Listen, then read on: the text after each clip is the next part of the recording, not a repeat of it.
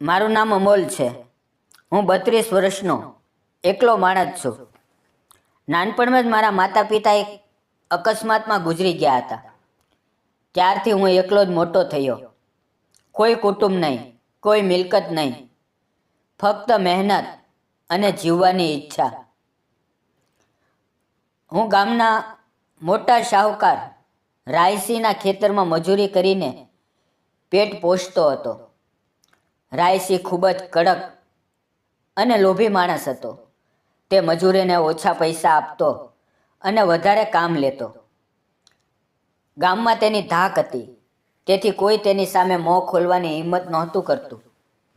મારા જેવા મજૂરો માટે તે એકમાત્ર કામનું સ્થળ હતું, તેથી અમે ચૂપચાપ કામ કરતા. એક દિવસ સવારે ખેતરમાં એક નવી મજૂર આવી. તેનું નામ કોમલ હતું. તે વિધવા હતી અને તેની ઉંમર માંડ 25 વર્ષની હતી. તેના ચહેરા પર દુઃખની ઊંડી રેખાઓ હતી, પણ તેની આંખોમાં એક અજબ હિંમત અને સુંદરતા ઝલકતી હતી. તેણે શાહુકાર પાસે કામ માંગ્યું. મને તરત જ ખબર પડી કે તેને પોતાના પરિવારની ખૂબ જરૂર છે.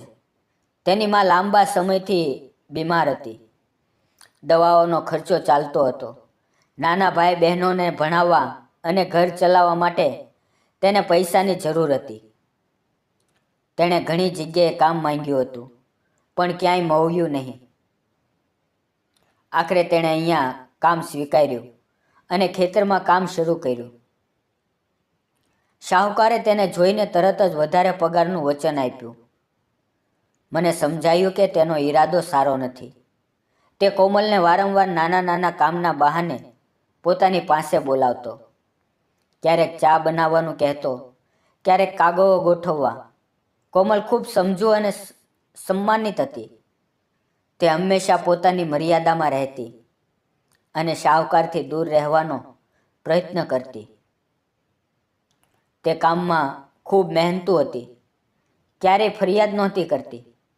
હું તેને દૂરથી જોતો અને મનમાં તેની સલામતીની ચિંતા કરતો. મિત્રો, આમ દિવસો વીતવા લાગ્યા.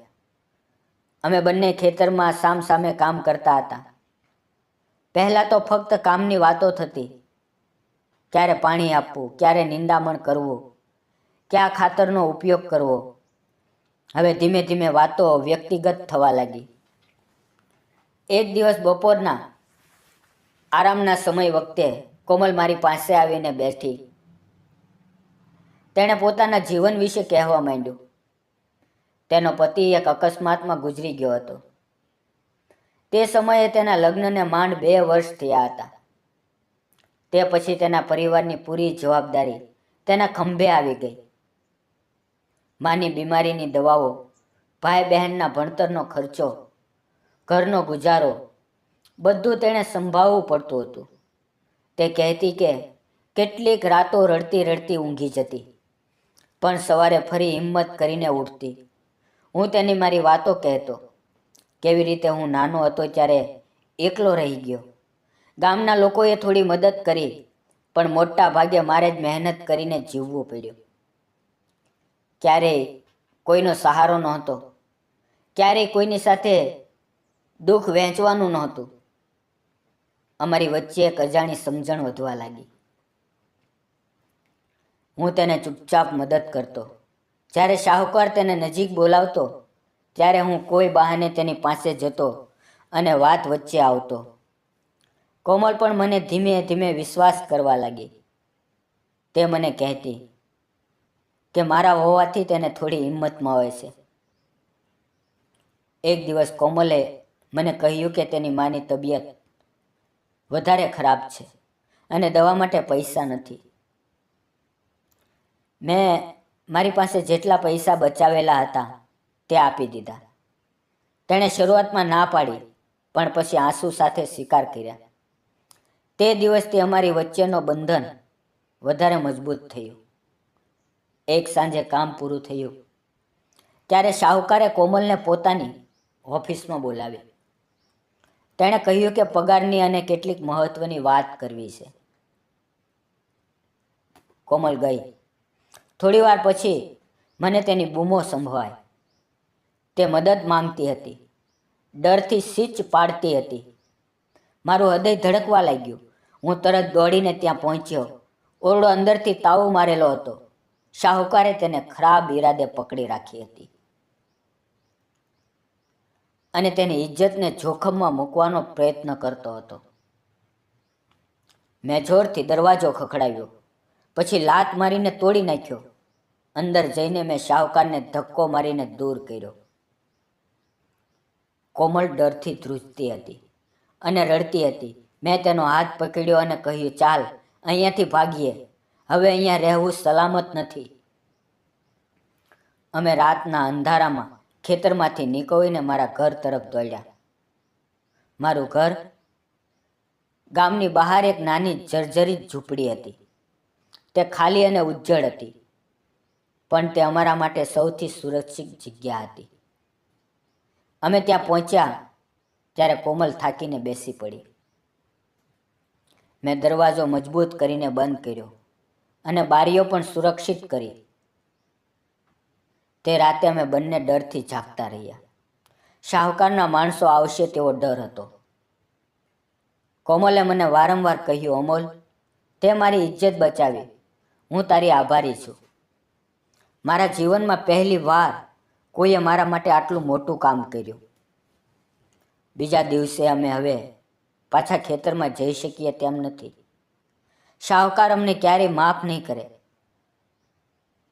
અમારી પાસે બહુ ઓછા પૈસા હતા. કોમલે ઘણો વિચાર કર્યો અને પછી પોતાના પતિનું મંગળસૂત્ર કાઢ્યું. તેણે કહ્યું, આ વેચીએ તો થોડા દિવસ ગુજારો થઈ જશે અને માની દવા પણ લાવી શકશું. તેના માટે આ ખૂબ મોટો ત્યાગ હતો, કારણ કે તે તેની છેલ્લી યાદ હતી. તેણે આંસુ સાથે તે વેચ્યું અને થોડા પૈસા લાવ્યા. તેમાંથી અમે અનાજ, તેલ, મીઠું, દવા અને કેટલાક કપડાં ખરીદ્યા. અમે બંનેએ ગામમાં અલગ અલગ ઘરોમાં મજૂરી શરૂ કરી. હું ખેતરોમાં કે બાંધકામમાં કામ કરતો. કોમલ ઘરોમાં સફાઈ, રસોઈ કે કપડાં ધોવાનું કામ કરતી. દરરોજ સાંજે અમે ઘરે આવતા અને એકબીજાને દિવસની વાતો કહેતા. ધીમે ધીમે અમે મારી ઝૂંપડીને સાફ કરી, દિવાલો પર માટીનો લેપ કર્યો, છાપરું ઠીક કર્યું અને તેને નાનું પણ સુંદર ઘર બનાવી દીધું. અમે સાથે રસોઈ બનાવતા, ક્યારેક રોટલી શાક, ક્યારેક દાળ ભાત. સાથે બેસીને ખાતા અને રાત્રે ઘણી વાતો કરતા. હવે કોમલ મને પોતાના બાળપણની, લગ્નની અને પતિ સાથેની ખુશીની વાતો કહેતી. હું તેને મારી એકલતા અને સપનાઓની વાતો કહેતો. અમારી વચ્ચેનો ડર ધીમે ધીમે વિશ્વાસમાં અને પછી ગાઢ પ્રેમમાં બદલાયો. ગામમાં વાતો ફેલાઈ. લોકો કહેતા કે એક વિધવા અને યુવાન માણસ સાથે રહે છે. આ તો સમાજની મર્યાદા તોડવા જેવું છે. કેટલાક લોકો કોમલને ખરાબ નજરે જોતા, કેટલાક મને ટીકા કરતા. એકવાર તો ગામના કેટલાક મોટેરાઓ મારા ઘરે આવ્યા અને કહેવા લાગ્યા કે આ બધું ખોટું છે. કોમલને તેના ઘરે મોકલી દે. કોમલને ઘણું દુઃખ થતું. તે રડતી, પણ હું તેને સમજાવતો કે લોકોની વાતોની પરવા ન કરીએ. અમે કાંઈ ખોટું નથી કરતા. અમે એકબીજાને આદર આપીએ છીએ અને એકબીજા માટે જીવીએ છીએ. એ જ પૂરતું છે. એક દિવસ મેં મારી મહેનતના પૈસા બચાવીને કોમલ માટે નવું મંગળસૂત્ર ખરીદ્યું. સાંજે ઘરે આવીને તેને આપતા મેં કહ્યું, કોમલ, તું મારા જીવનમાં આવી ત્યારથી મારી એકલતા દૂર થઈ ગઈ. તું મારા માટે બધું છે. આ મંગળસૂત્ર તારા નવા જીવનનું પ્રતીક છે. હું તને હંમેશા સુખી રાખીશ. કોમલની આંખોમાં આંસુ આવી ગયા. તેણે તે પહેર્યું અને મને ચૂપચાપ આલિંગન આપ્યું. થોડા દિવસ પછી એક સુંદર સાંજે મેં તેને પ્રેમથી પૂછ્યું, કોમલ, શું તું મારી સાથે લગ્ન કરીશ?